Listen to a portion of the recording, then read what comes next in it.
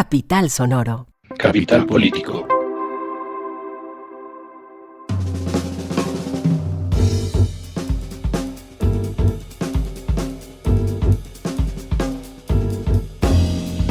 Capital Político es un podcast que semana tras semana, 2 veces a la semana, a veces hasta 3 veces a la semana, se ocupa de las noticias más importantes de Colombia, Bogotá y el mundo. Yo soy Santiago Rivas y tenemos un episodio con un pequeño repaso de 2 asuntos internacionales. Primero, el asunto en Gaza, el conflicto palestino-israelí, que tuvo un cese al fuego que duró una semana. Un cese al fuego amparado por la mediación de Qatar y bueno, en donde vimos muchas cosas de las cuales vamos a hablar, pero que ya se acabó y que vio reiniciarse los bombardeos y los ataques por parte del Estado israelí a la Franja de Gaza y por supuesto me imagino yo algún reposicionamiento militar de Hamas. Vamos a evaluarlo. Y posteriormente la muerte de Henry Kissinger, que a sus 100 años permanecía vivo como una de las personas más influyentes en la historia, desde su posición como secretario de Estado de Nixon y a quien ha sido llamado por sus bienquerientes, que cada vez son menos, como una persona que forjó la historia. Porque pues una cosa es uno forjar la historia y otra cosa es forjarla a bombazos, pero también vamos a hablar de eso. Para hablar sobre estos temas se encuentra con nosotros la docente universitaria y analista de Oriente Medio, Margarita Cadavid, que otra vez nos aceptó la invitación y nosotros estamos muy felices. Margarita, muchas gracias por estar con nosotros de nuevo aquí en Capital Político. A ustedes muchísimas gracias por la invitación y un saludo para todos los que nos escuchan. Nosotros llevábamos un tiempo sin hablar sobre Palestina, porque pues son tantas las cosas que van pasando que uno tiende a perderle el ritmo, pero nosotros estamos comprometidos con no parar de hablar de esto que está ocurriendo en Palestina. Tuvimos un cese al fuego y esto quisiera yo resaltarlo en negrilla, con línea que lo subraye y si quieren en itálica, pero intercambio de rehenes. Es decir, cuando se empezó a hablar sobre el cese al fuego y vendérselo a las potencias occidentales que apoyan al Estado israelí, se hablaba de la posibilidad de recibir los rehenes que habían sido retenidos por Hamas, lo cual pues es un evidente crimen de guerra, no debería estar pasando, no debió pasar en ningún momento, pero tuvimos la oportunidad de ver que durante este cese al fuego lo que hubo fue un intercambio, porque Israel dentro de sus leyes contempla la posibilidad de simplemente retener gente, niños también, y civiles a los cuales no se les formulan cargos, no se les prueba nada, simplemente se los retiene ahí. Entonces, pues, ¿qué podemos hacer de esto? ¿Cuáles son las cifras que nos arroja este intercambio de rehenes entre Palestina, entre Gaza y el Estado israelí?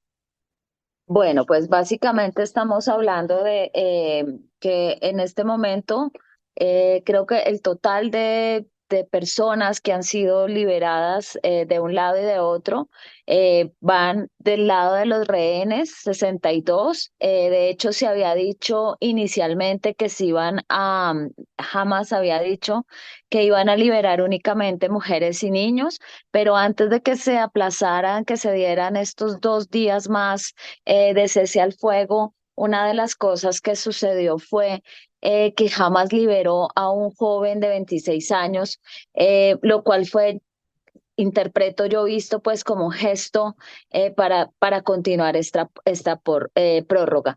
Y vimos también la liberación de jóvenes y niños dentro del territorio de las prisiones israelíes. De hecho, llamó la atención también de los medios y como tú lo estabas explicando, pues muchos de estos jóvenes eran casi pues adolescentes, pero llevaban años ya retenidos, ¿no? Una de las condiciones que se había puesto para la liberación era que fueran personas que no estuvieran implicadas en atentados terroristas.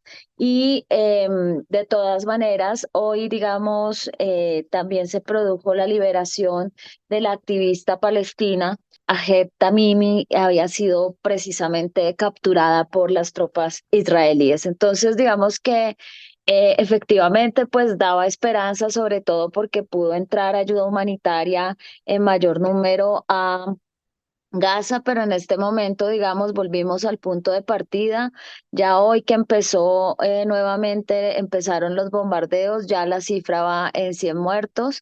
Entonces, una de las cosas, de pronto adelantándome un poco, una de las cosas que se esperaba era una presión de la comunidad internacional para que este cese al fuego se prolongara hasta llegar pues a un momento de sentarse a negociar. Sin embargo, esto no ha sido así y esto puede convertirse en este punto en un diálogo de sordos. Mm, ¿Por qué? Es decir, ¿qué es lo que hace que, por qué pareciera de alguna manera que el cese al fuego eh, no surtió ese efecto esperado? ¿Qué es lo que hace?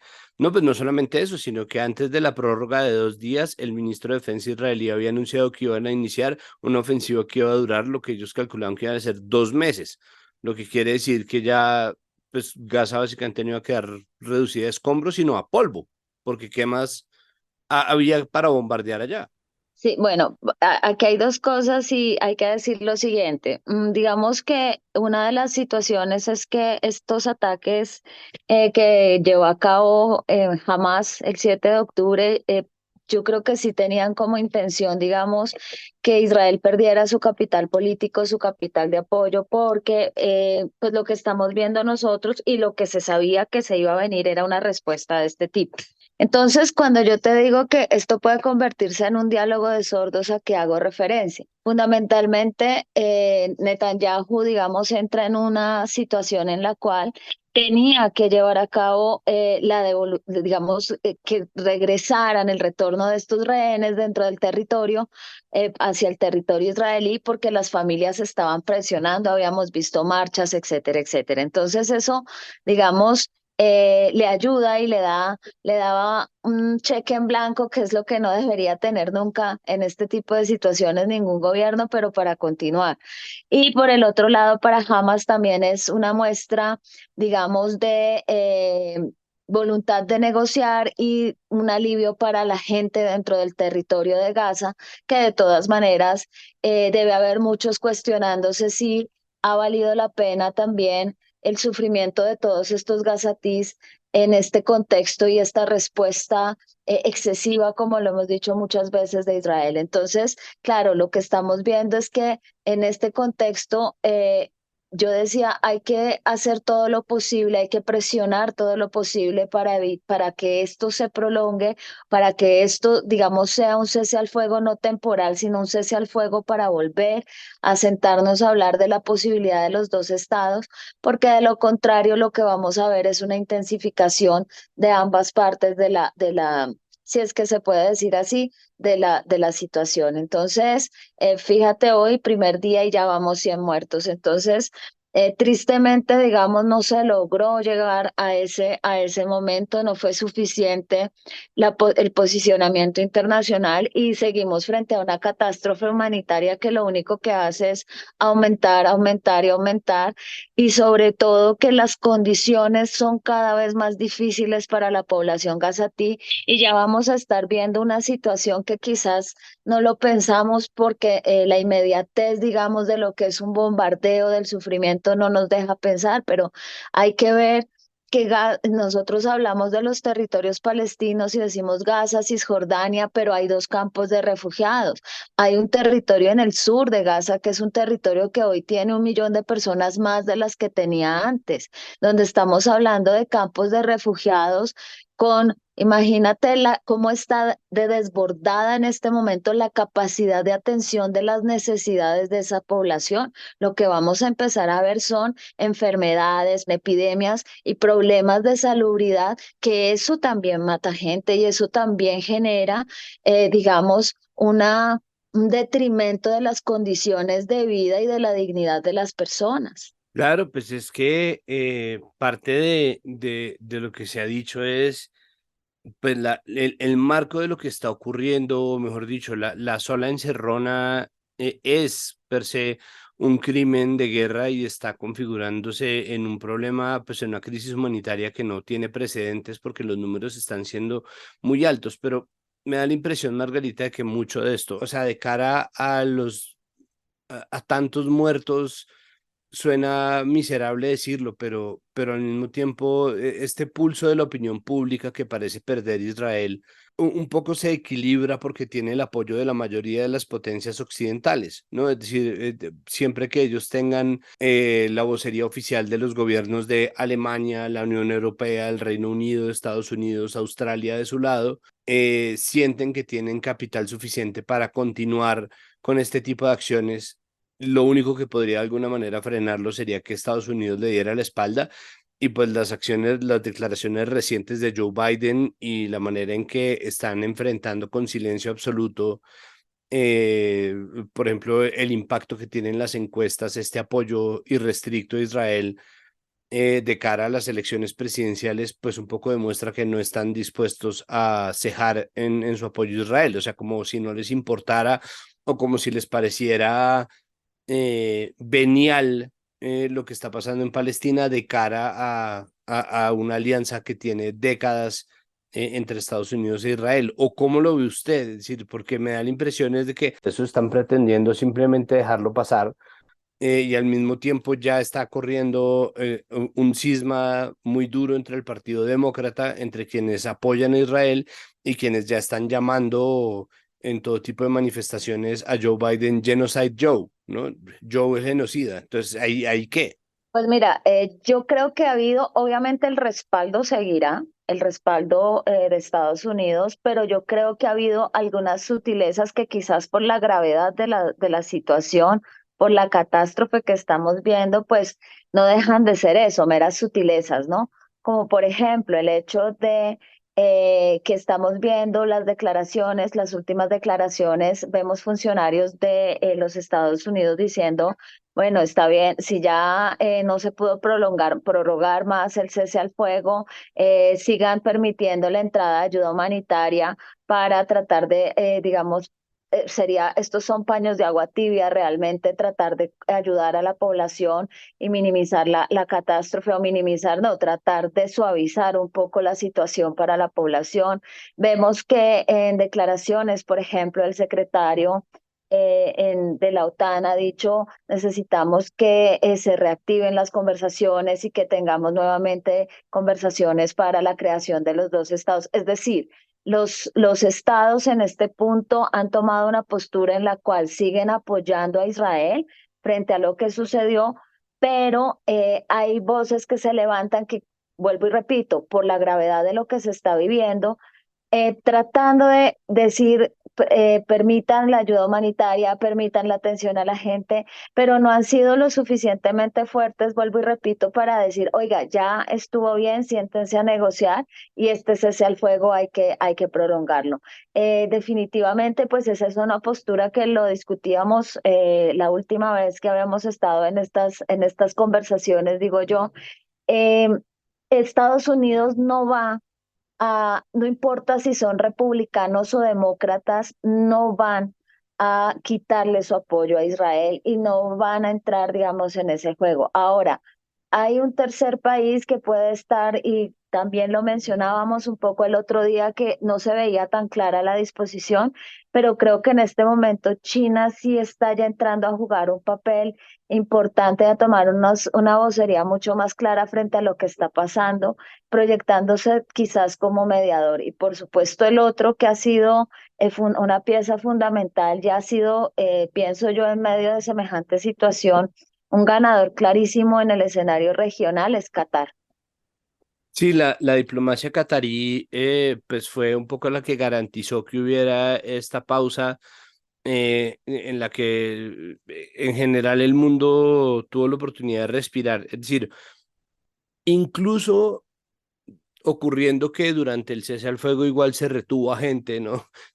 El Estado israelí volvió a apresar gente, se cometieron ataques contra personas en Cisjordania, y aún así, incluso el tema ¿no? Bajó un poco la intensidad, lo cual pues también le sirve a... Sí, digamos que lo que se detuvo, perdón, lo que se detuvieron fue los bombardeos, pero siguió habiendo tipos de acciones. De hecho, en el norte hubo algunas acciones militares, en el norte de Gaza.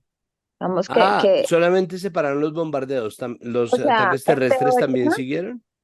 sí, Ok. digamos, hubo pronunciamientos en algún momento sobre que había actividades en el norte y de hecho alguna gente intentó en los primeros días, quiso regresar y obviamente les dijeron, no, no es seguro que regresen, esto no es un cese al fuego, digamos, permanente, pero sí, las acciones y además ayer, por ejemplo, hubo un atentado de tres miembros de Hamas dentro del territorio israelí también. Entonces, digamos, eso es lo que pasa en los ceses al fuego, de todas maneras. Pero sí, lo que sí se logró y una de las cosas importantes es, en un día normal, digamos, entrarían a Gaza durante el bloqueo o necesariamente más o menos 500, 600 camiones de ayuda humanitaria. Con los bombardeos y cuando se empezaron a dejar pasar, entran entre 120 y 200, o sea, y es una población que antes de esta situación ya necesitaba y vivía de la ayuda humanitaria. Es, digamos, para dimensionar un poco la situación, porque es que las muertes no se van a producir, como te decía yo, solamente por los bombardeos, sino también por la falta de atención y por las condiciones en las que están los gazatíes en este momento. Eso sin hablar de la crisis de los hospitales y de las crisis, digamos, médica que hay ya. Y algo en lo que nadie ha pensado en este punto es la situación de los médicos que están atendiendo a la población en Gaza. Es una situación muy precaria en términos no solamente de los insumos, sino psicológicos. De acuerdo, lo mismo ocurre también con el gremio de periodistas, que no tiene esta cosa de trabajar directamente con otra población como le pasa al personal médico, pero que son, junto al personal médico, poblaciones protegidas. Exacto, son de gran exposición, pero al mismo tiempo están amparadas por reglas especiales de la legislación internacional, lo cual hace más oneroso el impacto que se hace, además de forma deliberada y directa, porque los ataques a hospitales y los ataques a periodistas han sido deliberados y descarados, o sea, más allá de la polémica por la información o desinformación en torno al ataque al hospital de Al-Aqli, el resto de los ataques contra hospitales han sido todos atribuidos, autoatribuidos por Israel, justificados sobre una base que no hace justificable lo que está pasando y esto supone también una crisis de derechos humanos porque es como una transgresión completa de la ley internacional. Claro, es una clara violación al derecho internacional humanitario, lo decíamos, hay un principio que te permite a ti utilizar los medios necesarios que tengas para, digamos, acabar con tu adversario, aunque la palabra correcta no es acabar, siempre y cuando no viole los principios del derecho internacional humanitario. Y evidentemente lo que más hemos visto aquí que se ha violado es el principio de distinción, no solamente con las personas, los civiles, y personas que son de especial protección, como hemos dicho, o a veces digo yo deberían ser doblemente protegidos, pero el concepto es especial protección, que son mujeres y niños. Y obviamente personal civil que está trabajando, como los casos que estás mencionando, que deben ser, digamos, deben estar amparados por ese principio de distinción. Cuando eso no se cumple, no se están cumpliendo los convenios de Ginebra y estamos básicamente hablando de crímenes de guerra. Lo que me lleva a nuestro segundo tema, Margarita, y es que es la muerte de Henry Kissinger. Si uno depende de los medios que uno consuma, pero la mayoría de los medios apegados como un poco a estas formas o a los buenos modales de la enunciación política, van a leer que se trata de más o menos el diplomático más famoso de la historia, que deja un legado controversial, me encanta esa palabra, o polémico, como cuando se habla del polémico empresario. Pues el polémico diplomático Henry Kissinger muere a los 100 años, es la persona que tiene o que cuenta a su favor el cabezazo de haber iniciado y reafirmado relaciones entre Estados Unidos y China durante el gobierno de Nixon, lo cual en medio de la Guerra Fría suponía desactivar lo que era potencialmente un frente gigantesco de problemas para Estados Unidos.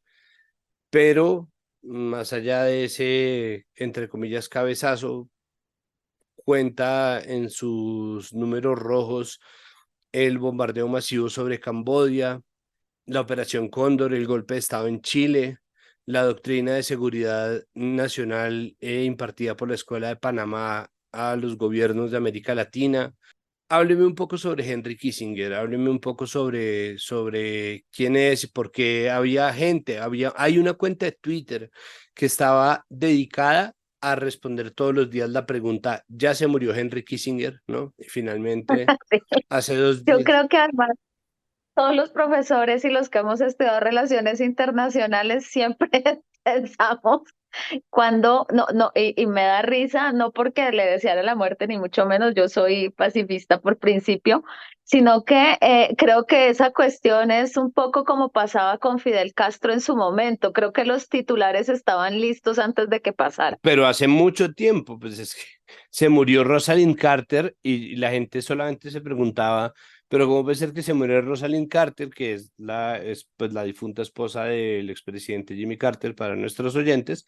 Y la gente decía, pero ¿cómo puede ser que Henry Kissinger es mayor que los Carter, ¿no? Y ahí sigue, pues es decir, yo que entiendo la muerte como una especie de descanso, tampoco le estaba deseando la muerte a Henry Kissinger, pero de cualquier manera es un asunto es un asunto que fue tomado por mucha gente como una celebración, pues sin ir más lejos, la revista Rolling Stone titula algo así como Henry Kissinger, criminal de guerra, reverenciado y amado por la clase dirigente estadounidense, muere a sus 100 años. O sea, ese fue el titular de la Rolling Stone. Exactamente. Yo diría que son dos caras de la misma moneda y evidentemente estamos hablando de una persona con sus luces y su oscuridad. Hay un movimiento muy fuerte que no es poca cosa que en este momento lo que está diciendo es se murió Henry Kissinger y nunca lo vimos ante un tribunal internacional.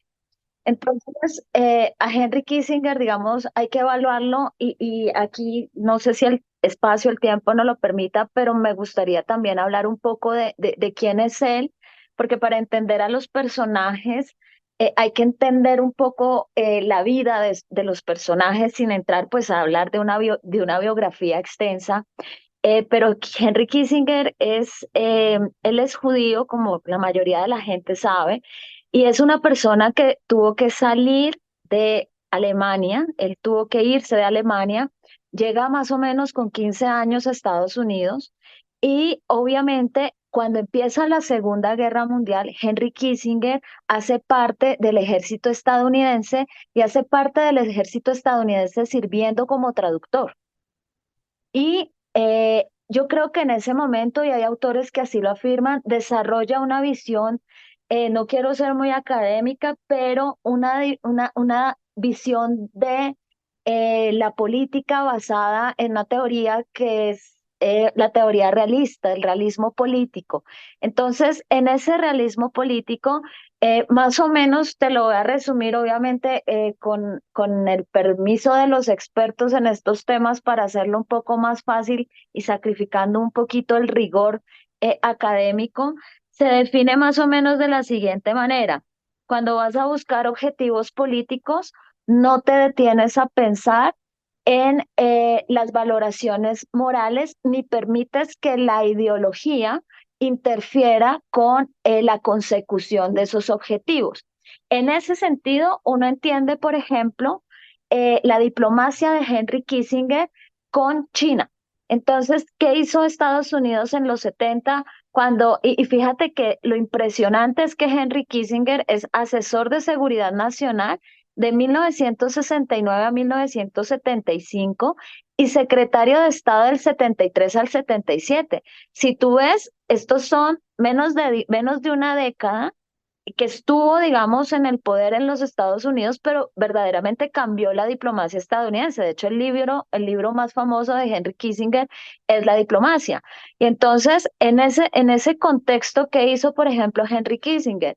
Se acerca a China, a la China de Mao, además, porque esta no es la época de Deng Xiaoping todavía, estamos en la China de Mao, aprovecha la situación que se está viviendo en China, donde se estaba empezando ya a replantear algunos de los elementos de esa política maoísta y hace famosísima esta diplomacia del ping-pong, ¿no? Que empiezan los acercamientos a través de esto, le devuelve a China el puesto en Naciones Unidas en el Consejo de Seguridad y entonces en nombre del interés nacional estadounidense restablece las relaciones con la China comunista porque así se debilitaba la alianza chino-soviética y le daba a la Casa Blanca una ventaja sobre el Kremlin en ese momento. Entonces, si ves, no se evalúa la ideología, está igual negociando con un país comunista y no hay, digamos, no tiene ningún miramiento. Otro momento que es bien interesante es la guerra del Yom Kippur, 1973,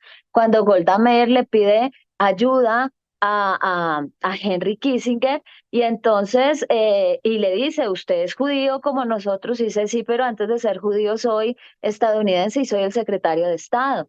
Y entonces, digamos, Henry Kissinger empieza a manejar una diplomacia donde en esa época, en los 70 empezó a entrar a visitar los países árabes buscando los acercamientos y el primero que visita, de hecho, es precisamente Egipto. Entonces, tenemos un personaje que es muy pragmático en términos políticos. Ahora, vámonos a por qué se habla y efectivamente quienes lo dicen tienen razón.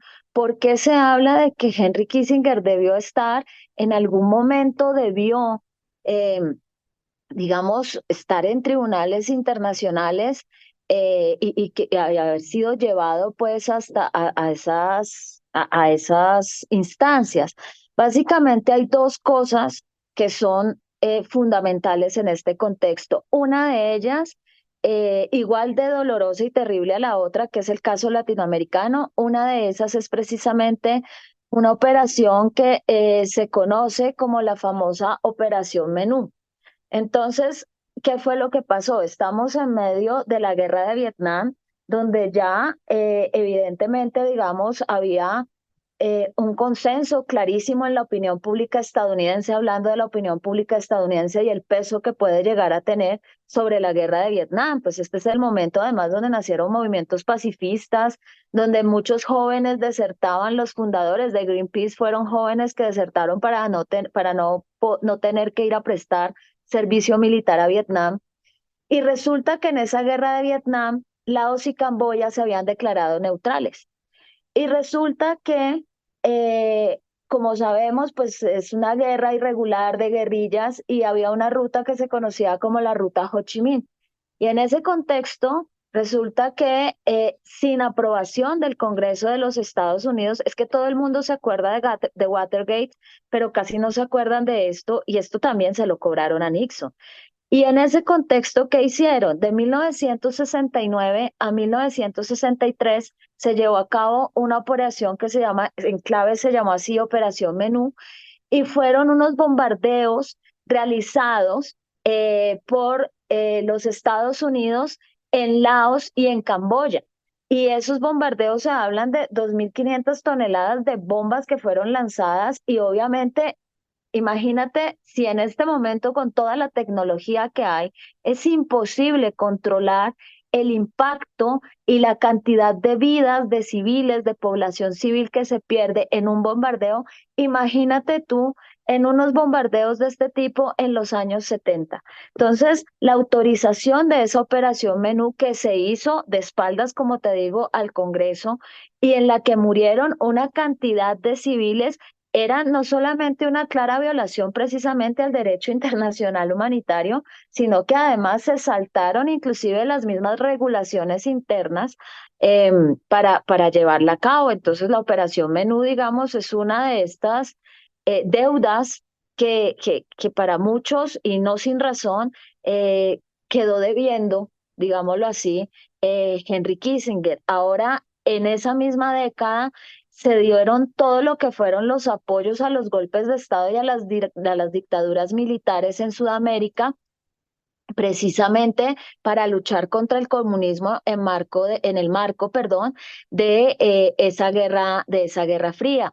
Y aquí, entre otras cosas, fíjate que están relacionadas las dos cosas, y están relacionadas las dos cosas. ¿Por qué? Porque después de Vietnam, lo que hace Estados Unidos es cambiar lo que fue la lucha denominada contrainsurgente, y entonces ya se planteó el no entrar directamente en los territorios. Entonces, claro, cuando, cuando empieza a pasar, a suceder esto, se planteó algo que se llama la Operación Cóndor. La Operación Cóndor se forja, digámoslo así, o nace en Chile, y es un sistema de cooperación. Esto tiene todas unas connotaciones, un sistema de cooperación entre todos los regímenes del Cono Sur que nace en el 75, si mi memoria no me falla, ahí estaban las Fuerzas Armadas de Argentina, Bolivia, y fueron convocados, creo que Paraguay y Uruguay también estuvieron, fueron convocados por la Dirección de Inteligencia Nacional chilena. Entonces, la invitación era promover y coordinar, digamos, algo como una Interpol para controlar a través de las diferentes agencias de inteligencia y compartiendo información al comunismo. Pero entonces esto no solamente era controlar, aquí se hablaba pues de vigilar, de perseguir e incluso asesinar digamos, a los miembros de esos partidos comunistas. Acuérdense que esto fue pues una cacería de brujas, y esto estaba, digamos, planteado inclusive en varias fases, operaciones coordinadas, y luego, digamos, todo esto se supo porque aquí, digamos, la última fase, que era como una suerte de tercera fase, era ya empezar a coordinar ataques a personas, a líderes de oposición reconocidos, no importaba dónde estuvieran. Entonces allí es donde, y aquí hay digamos, aquí hay información desclasificada del FBI, toda la cosa sobre cómo se llevó a cabo esta operación. Y bueno, Argentina también sirvió como parte de esto. Entonces, hubo una cantidad de víctimas de la famosísima Operación Cóndor, y bueno, ni qué decir de lo que tú estabas explicando, y de hecho una de las fotos famosas de Henry Kissinger es la foto de Henry Kissinger con nada más y nada menos que Augusto Pinochet. Entonces, y aún así, aquí creo que fue en la época de Bernie Sanders. Hillary Clinton dijo en su discurso que cuando ella había sido secretaria de Estado, pues Henry Kissinger le había dicho que lo había hecho muy bien. Y entonces Bernie Sanders dijo, pues eso no es algo de lo que alguien debería sentirse orgulloso. Entonces ahí se muestra un poco las dos. Estoy parafraseándolos a los dos, por supuesto, porque no me acuerdo textualmente cómo fue, pero obviamente estamos frente a este tipo de personaje. Claro, un personaje que resalta unos elementos, el pragmatismo de la política realista, que si tú lo escuchas un poco es, la teoría realista, perdón, se basa en elementos pues del Príncipe de Maquiavelo: el fin justifica los medios. Entonces, y de hecho su tesis doctoral fue sobre eso, sobre el realismo, la balanza de poder. Entonces es un personaje que, claro, lo que tú decías, es partícipe de un siglo, es definitorio en un momento de la historia que es el momento de la Guerra Fría. Pero uno puede hablar de Kissinger, pues podría hablar un montón de tiempo, la política de Kissinger, lo que te decía en el Medio Oriente, etcétera, etcétera, pero es un personaje, digamos, de luces y sombras, y en efecto sí, es decir, solamente con el caso de Chile, con el caso de la Operación Cóndor y con el caso de la Operación Menú, pues uno ya se está dando cuenta qué es lo que estamos viendo, ¿no? Sí, ¿y qué tipo de personaje era? Porque es que, de nuevo, finalmente las narrativas oficiales estadounidenses van, por supuesto, a privilegiar al gran secretario de Estado, al gran encargado de la seguridad nacional, y obviamente Kissinger tuvo su mayor notoriedad en un momento en el que era muy fácil vender por cuenta de lo muy unidireccionales que eran los medios de comunicación, por lo muy controlada que estaba la comunicación y la prensa en esa medida, ¿no? Como ahora que existe un descontrol que es sumamente desinformativo, igual tenemos la posibilidad de ver muchísimas perspectivas y nadie de los que siempre y por todas las razones correctas odiaron la figura de Henry Kissinger, fuera en Chile, en Laos, en Camboya, en Argentina, en Paraguay, en Bolivia, cualquiera de sus víctimas o de las víctimas indirectas del enfoque kissingeriano que llega hasta la invasión de Granada, que llega hasta el asunto de los contras en Centroamérica, que llega hasta tantos lugares y que obviamente también tiene una influencia en Colombia, porque ese siglo XX se manifestó realmente en todos los territorios del mundo. Entonces, muy difícilmente no alcanzó un pedazo de las distintas luchas, ¿no? Cualquier persona no hubiera tenido la voz para manifestarse en contra de las acciones de Henry Kissinger. Era un momento de la historia en el cual habría sido imposible que hubiera llegado a un tribunal internacional y ahora que hubiera sido posible, son tantos los otros criminales de guerra activos, ¿no? Que terminó siendo simplemente un señor, ¿no? Un señor que hizo historia y esa controversia un poco es lo que nos deja la muerte finalmente de Henry Kissinger hace unos 2 días. Y algo más impresionante es que, claro, estamos, o sea, no estamos frente a una figura donde uno diga, claro, tiene todas estas sombras, pero es que se convirtió en un oráculo de política exterior, ¿sí? Entonces, claro, era un personaje que todo el mundo terminaba consultando en los Estados Unidos, tenía su propia agencia consultora de asuntos internacionales, y yo me atrevería a decir que desde la Guerra Fría, cualquiera que pasara por la Casa Blanca terminaba consultando a Henry Kissinger, ¿no? Entonces, salvo algunas excepciones, pero de resto, Kissinger tenía una presencia mediática. Hace poco publicó su último libro, que se me olvida el nombre, que yo siempre me preguntaba, pero este señor todavía escribe. Es verdaderamente impresionante. Entonces, en ese sentido, pues que todavía siguiera escribiendo y claro. Hay figuras que son más fáciles de catalogar, pero cuando tú tienes, y esa es la doble moral de la política, al final creo que su legado finalmente tiene que ver es con eso. Para alcanzar tus objetivos políticos no tienes que cuestionarte, no hay que hacer valoraciones morales, hay que ser pragmático y al final fíjate que lo logró de tal manera que todo el mundo terminó siendo pragmático frente a él, ¿no? Y pensando como piensan todavía algunos, pues hizo lo que tenía que hacer en su momento. Claro, eso costó vidas y eso tuvo unos impactos, lo que tú dices, el impacto para el mal llamado tercer mundo, lo que estábamos hablando, para Laos, para Camboya. Y yo siempre me pregunto, por ejemplo, cuando Pol Pot llega a a tomarse la capital en Camboya, y empieza a sacar a la gente para el campo, lo que les dice es Estados Unidos va a bombardear y la gente lo creyó porque lo habían vivido, lo acababan de vivir. Es decir,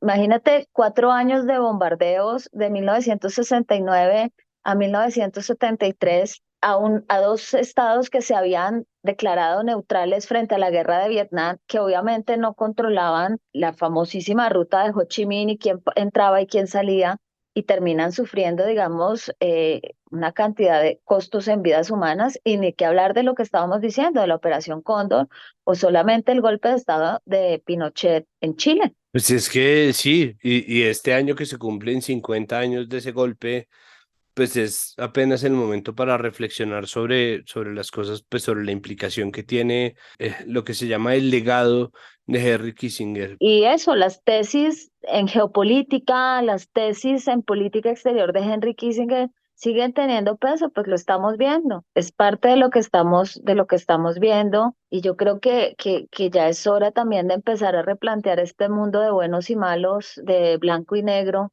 y empezar a tratar de rescatar otros legados donde evidentemente sí debe haber cuestionamientos morales y sí debe haber límites en la consecución de los objetivos, sin lugar a dudas. Total, y ahora y pues desde Colombia, que ha sido un país tan históricamente aliado de Estados Unidos, nosotros hicimos un trabajo verdaderamente encaminado a no cuestionar en absoluto la razón de Estado estadounidense, ¿no? Que era muy loco porque era la razón de Estado del mundo entero y uno a veces todavía oye los mensajes desde Estados Unidos como si fueran un dictamen para el resto del planeta.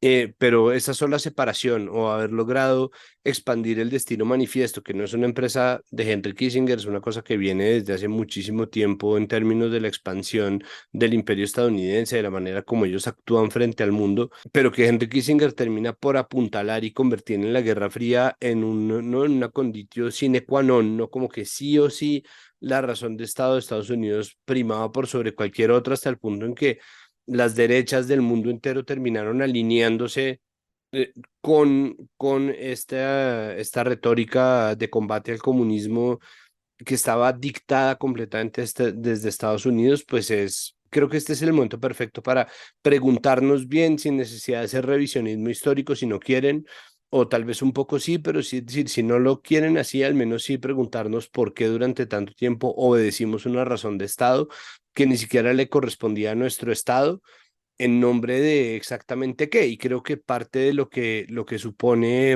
el momento que vivió y el momento que después forjó Kissinger es precisamente ese mundo, un mundo en el que las narrativas igual estaban muy dispuestas a no cuestionar las acciones de un superpoder en nombre precisamente de su inmenso poder. Y yo creo que aquí hay una cosa que quizás puede ser un poco polémica, pero creo que parte de los problemas que muchos de los países vivimos hoy, sobre todo en ese mal llamado, como te decía, tercer mundo, tiene que ver con eso, con el involucramiento en una guerra fría que no era nuestra en muchos sentidos, que se convirtió en parte de nuestro escenario y que no permitió que se pusiera, digamos, y se enfocara la política en solucionar unos problemas que eran completamente diferentes a esos problemas de los otros dos mundos, del primer y segundo mundo. Entonces, yo creo que tenemos un legado ahí bien siniestro en todo esto y efectivamente yo creo que este es el momento precisamente cuando la gente muere.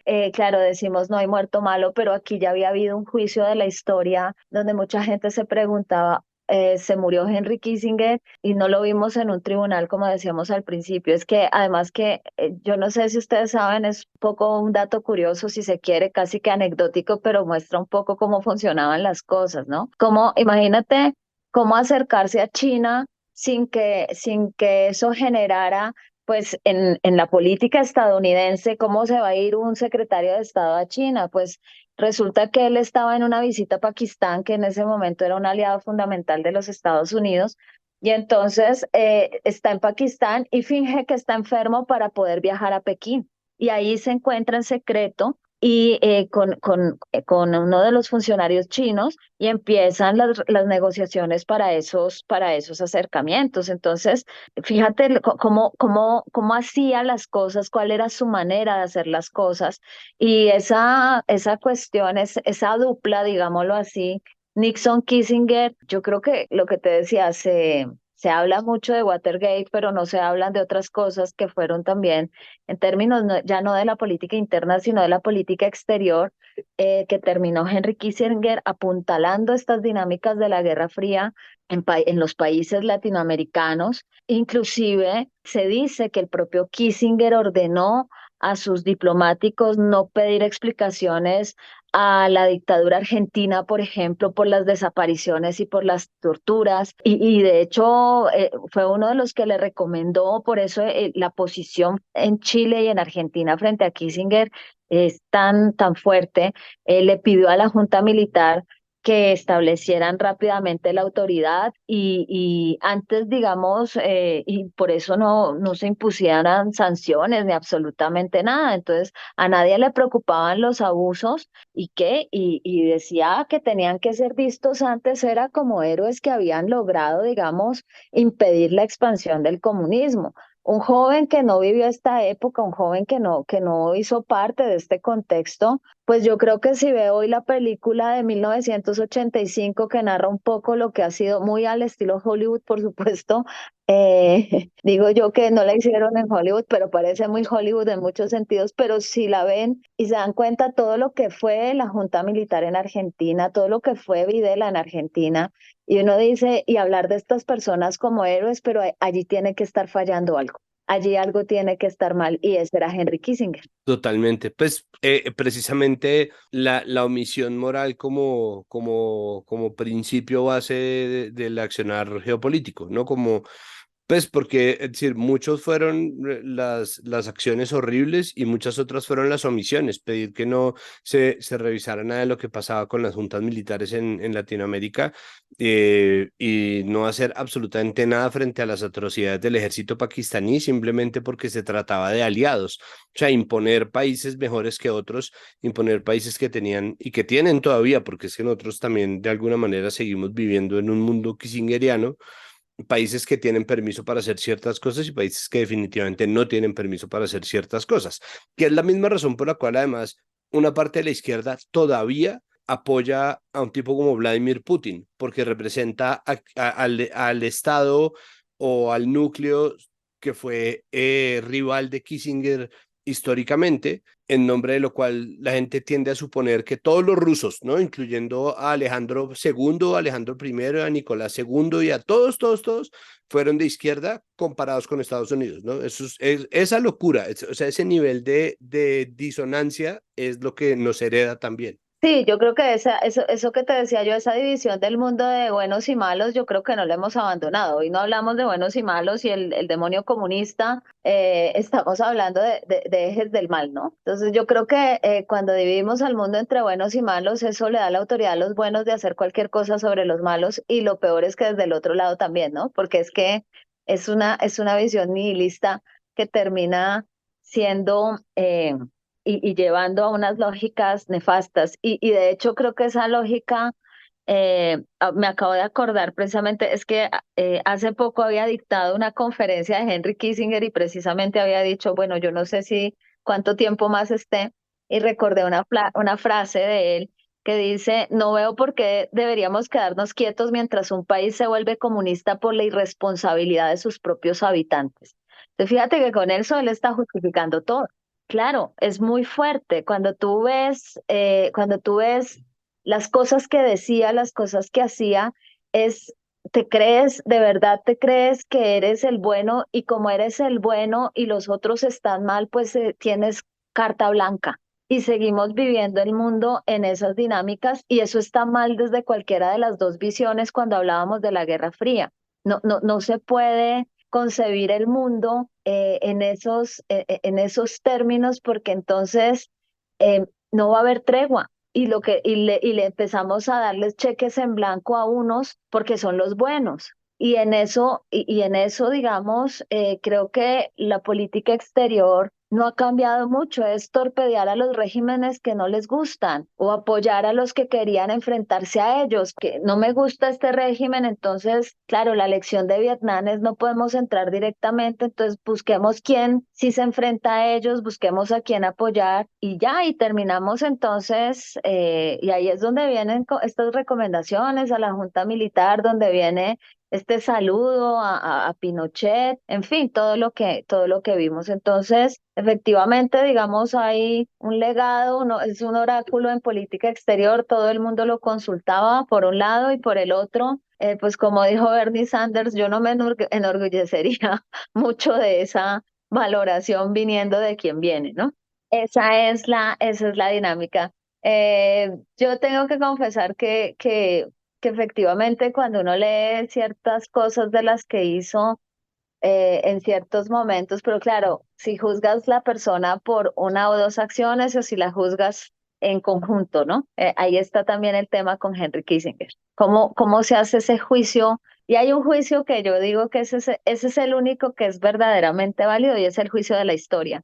Ese es el que es implacable. Pues sí, no pudiendo tener el de la Corte Penal Internacional, creo que el juicio de la historia, sí, pues, es decir, yo creo que en el caso específico de Kissinger es un reto, porque obviamente, es decir, eso ni siquiera se mantiene dentro de las líneas de lo que se entiende como polarizante.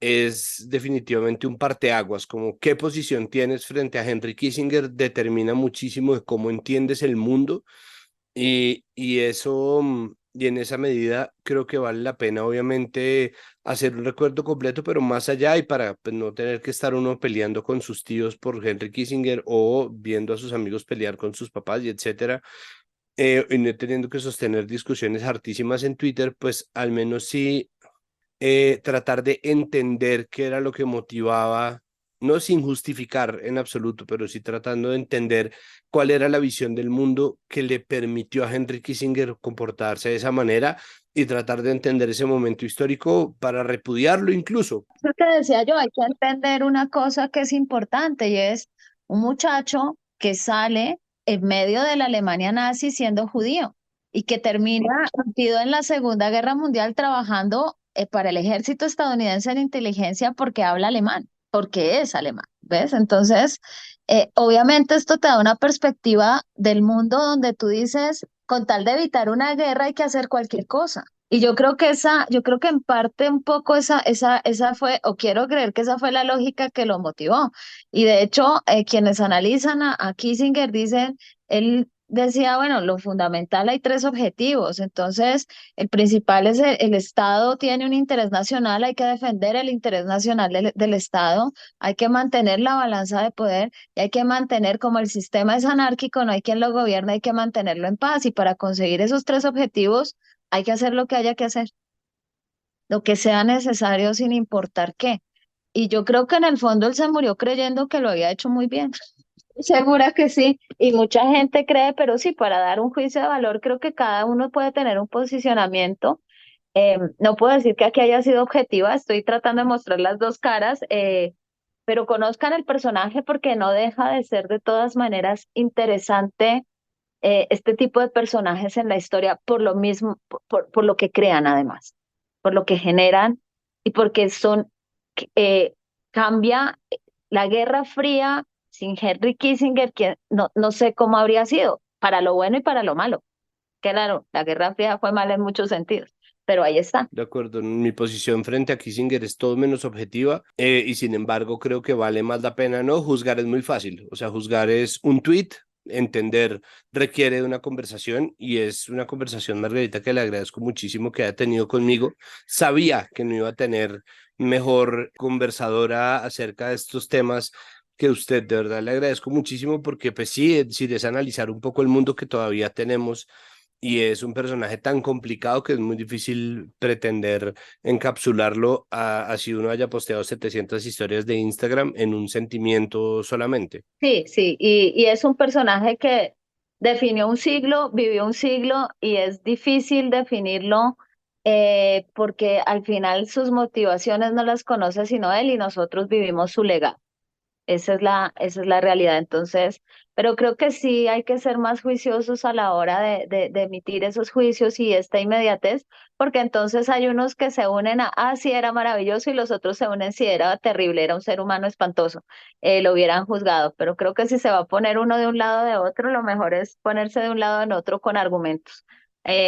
Yo trato de ver las luces y las sombras de todo el mundo, pero aquí sí tengo que decir que estoy con los que deja una deuda pendiente que además espero que no sea tan difícil de valorar a futuro y que las generaciones futuras puedan posicionarse más fácilmente sin ni siquiera cuestionárselo.